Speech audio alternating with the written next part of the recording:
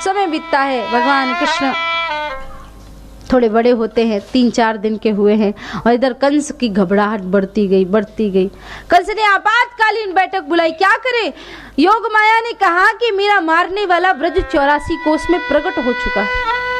अब कैसे पता करे कि वो शत्रु कौन है, कहां से है, किसके घर में प्रकट हुआ है? सभी से कहा एक काम करो, कंस ने कहा 1 महीने के जन्म में जितने शत्रु सबको मार दो। चारुर ने कहा महाराज ऐसे तो आपकी पूरी छवि खराब हो जाएगी प्रजा में। तो इतने में ही एक स्त्री आती है जिसका नाम है पूतना। पूतना लोक बालग्नि राक्षसी रुधिरासना, जो बालकों का रुधिर पान करके ही जीवन चलाए वो है पूतना। पूतना जो किसी के पूत को ना देख सके वो है पूतना। पूतना आई सुंदर सा रूप धारण करके।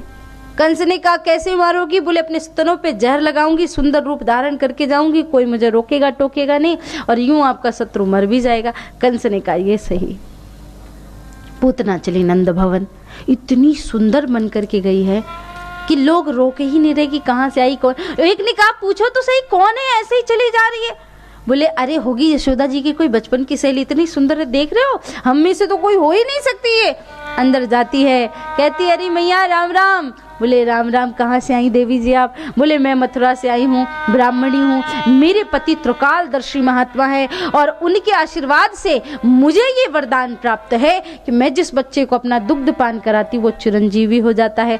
यशोदा जी कहती बस ऐसी कृपा तो आप मेरे लाला पर भी कर दो। हाँ, ऐसी कृपा आप मेरे कन्हैया पर भी कर दो, मैं आपके जलपान की व्यवस्था करके आती हूँ। और यशोदा मैया तो चली गई, और इधर पूतना ने क्या किया महाराज पता है? भगवान को उठाने का प्रयास किया, भगवान ने तुरंत आंखें बंद कर ली। सा निमील पेक्षण, प्रभु ने आंखें बंद कर ली। कहा क्यों आंखें क्यों बंद की? भगवान ने कहा ये देखो, सोचा था कृष्ण जन्म होगा, माखन खावेंगे, मिश्री खावेंगे, माखन मिश्री तो मुंह में लगो ना है, और ये पूतना मासी जहर पिलावे के ताई पहले आ गई। मतलब पूतना मौसी जहर पिलाने आ गई, अब क्या करूं? तो भगवान ने यहाँ अपनी आंखें बंद कर ली। यहाँ पे कहा गया है कि भगवान की आंखें बंद करने के भी यहाँ पे बहुत कारण है। पहला कारण तो यह कि भगवान की दाईं आंख में सूर्य और बाईं आंख में चंद्र है। सूर्य और चंद्र ने कहा दुनिया मेरे ठाकुर से प्रेम करती है और ये भगवान को मारने आई है। भगवान इसको चाहे जो भी गति दे, हम इसे अपने नैनों के द्वार से प्रवेश नहीं होने देंगे। मानो सूर्य और चंद्र ने अपने दरवाजे बंद कर लिए हों। एक संत इसका भाव बताते हैं, कहते हैं भगवान ने आंखें बंद की मानो पूतना के पूर्व जन्म का विचार कर रहे हो। आखिर ये पूतना कौन है जो इतनी भाग्यशाली है कि भगवान को दुग्ध पान कराने आई है? भगवान ने पूर्व जन्म के बारे में देखा तो पूर्व जन्म में राजा बलि की कन्या थी रत्नमाला।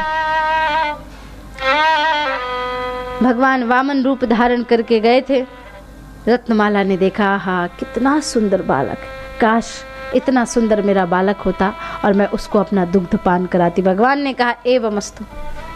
लेकिन जब भगवान वामन ने 2 पग में पूरी त्रैलोकी को नाप लिया तो रत्नमाला ने कहा ऐसे बच्चे को मैं अपना दुग्ध पान कराने के लिए कह रही थी, राम राम, ऐसे बच्चे को तो दूध के साथ जहर मिला के पिला दूं, जहर। भगवान ने कहा एवमस्तु, तेरी ये इच्छा भी पूर्ण हो। महाराज भगवान किसी की इच्छा अधूरी नहीं रखते, इसलिए याद रखना भगवान को ज्यादा शब्द बोलने के लिए नहीं आते। भगवान को एक शब्द बड़े प्यार से आता है एवमस्तु। इसलिए आप कुछ भी कहो भगवान बोलेंगे एवमस्तु। बहुत सारे लोग दिन भर हाय हाय करते रहते, छाती पीट पीट के रोते रहते, ये नहीं है वो नहीं है। भगवान के पास जाके कहोगे हे प्रभु हमारे पास तो कुछ नहीं है, भगवान कहेंगे एवमस्तु, कुछ ना रहे। हे भगवान मेरे पास तो घर ही नहीं, अच्छा खासा घर होगा फिर भी कुछ घर नहीं है, एवमस्तु। हे भगवान मेरे बच्चे तो बड़े नालायक है, भगवान कहेंगे एवमस्तु। तो आप इसका उल्टा बोलो ना, हे प्रभु तेरी कृपा से सब कुछ है, भगवान कहेंगे एवमस्तु, सब कुछ रहे। हे भगवान जैसा भी घर है वो घर मेरे लिए महल के समान है, एवमस्तु। हे प्रभु तेरी कृपा बारंबार हम पे बरस रही है, भगवान कहेंगे एवमस्तु। अच्छे से बोलिए, प्रेम से बोलिए, प्यार से बातें करिए। महाराज भगवान को एवमस्तु बोलना आता है। भगवान ने रत्नमाला को बोल दिया एवमस्तु। रत्नमाला ने विचार किया कि ऐसे बच्चे को दुग्ध मिला के जहर पिला दूं, जहर, तो वही रत्नमाला पूतना बन करके आई है और वो पूतना आज भगवान को जहर पिला रही है और दुग्ध भी पान करा रही है। मानो भगवान आंख बंद करके सोच रहे हो कि भले ये जहर पिलाए पर काम तो एक माँ का ही कर रही है, दुग्ध पान करा रही है, इसको कौन सी गति देनी चाहिए। एक संत इसका बड़ा अच्छा भाव बताते हैं, कहते भगवान आंख बंद करके भगवान शिव का ध्यान कर रहे हैं, बोले बाबा ये जो जहर वहर पीने का डिपार्टमेंट है ये सब आपका है, हमें तो सिर्फ दूध दही माखन मिश्री खाना अच्छा लगता है, तो एक काम करो ये जहर जहर सारा आप पी जाओ और दुग्ध दुग्ध हम पान कर लें। बोले बाबा को मानो भगवान शिव को याद कर रहे हो कन्हैया। एक संत इसका भाव बताते कि जैसे कोई बच्चा आंख बंद करके चिरायते का काढ़ा पी लेता ना, भगवान ने इसलिए आंख बंद कर ली कि चलो कोई बात नहीं, आंख बंद करके जैसे तैसे तो पी ही लूंगा, कारण कोई भी हो, भगवान ने अपनी आंखें बंद कर ली। आंखों को बंद करते ही पूतना ने भगवान को जहर पान कराना शुरू किया। 1 minute 2 minute 3 minute 4 minute 5 minute 10 minute हो गए। पूतना ने सोचा इसको 10 सेकेंड में मर जाना चाहिए, 10 मिनट हो गए, क्या हो रहा है। अब कन्हैया ने पूतना के दुग्ध के साथ साथ पूतना के प्राणों का भी संकर्षण करना शुरू किया, पूतना को खींचा। पूतना घबराई छटपटाई, जब राक्षस मरते हैं तो उनका असली स्वरूप प्रकट हो जाता है। पूतना अपने असली स्वरूप में आ गई, विशाल शरीर बनाया, भगवान ने प्राणों को खींचा, पीछे की तरफ ब्रज में जाके अट्ठहास गिरी और गिरते ही प्राण पखेरु उड़ गए, भगवान के चरणों में समाहित हुई। लोगों ने जय जयकार की, बोले भक्तवत्सल भगवान की जय। पूरे ब्रज में हड़कंप मच गया। महाराज ये आवाज कहां से आई। पूतना जब मरी तो कहा गया 18 किलोमीटर दूर तक जाके गिरी। सोचो कितना बड़ा शरीर रहा होगा, 18 किलोमीटर दूर जाकर के गिरी। ब्रजवासियों ने देखा, पूतना के शरीर से भगवान को उठाया और पूतना के शरीर के टुकड़े कर करके पूतना को जलाना शुरू किया, क्योंकि दुर्गंध आ जाती।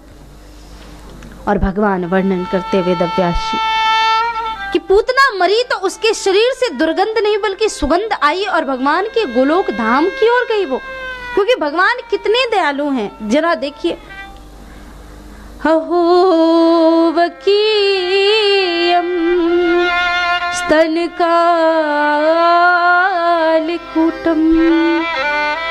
जिघांसया पाये यदप्य साध्वी लिभे गतिं धात्य चितांत तोन्यं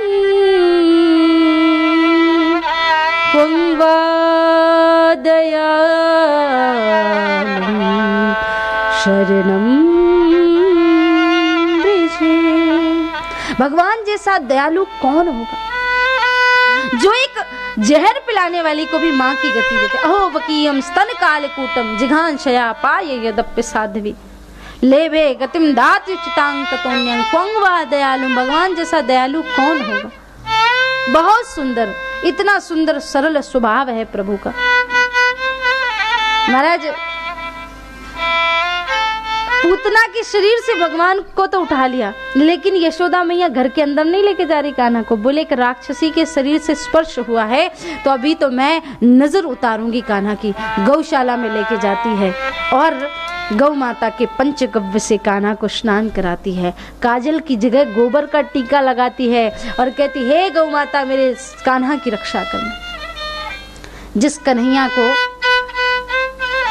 हाँ, जिस प्रभु का नाम लेकर के हम कहते ना या स्मरेत पुंडरीकाक्षः सभायांतरम शुचि, जिसका नाम मात्र लेने से सब शुद्ध हो जाता है, उस भगवान को शुद्ध होने के लिए गौ माता के गौमूत्र की आवश्यकता पड़ती है। उसकी महिमा सोचिए कितनी। ऐसे ही नहीं कहते हम गावो विश्वस्य मातरः, महाभारत की कथा के अनुसार देखेंगे तो पहले मनुष्य गौ माता के गर्भ से जन्म लेता है और उसके बाद ही जब वहां से निकलता है तो उसे मनुष्य योनि में जन्म मिलता है। इसलिए हम गौ माता को माता कहते हैं। और याद रखना, हमारी माँ हमें 2 साल, 2.5 साल, 3 साल तक दूध पिलाती है, पर गौ माता जब तक हम जीवित रहते तब तक हमें दूध पिलाती है। उस माता से बढ़ के दुनिया में कोई नहीं हो सकता प्यारे। इसलिए उस गौ माता की रक्षा के लिए हमें आगे बढ़ना होगा। उस गौ माता की रक्षा के लिए हमें अपना एक एक पल समर्पित करना होगा।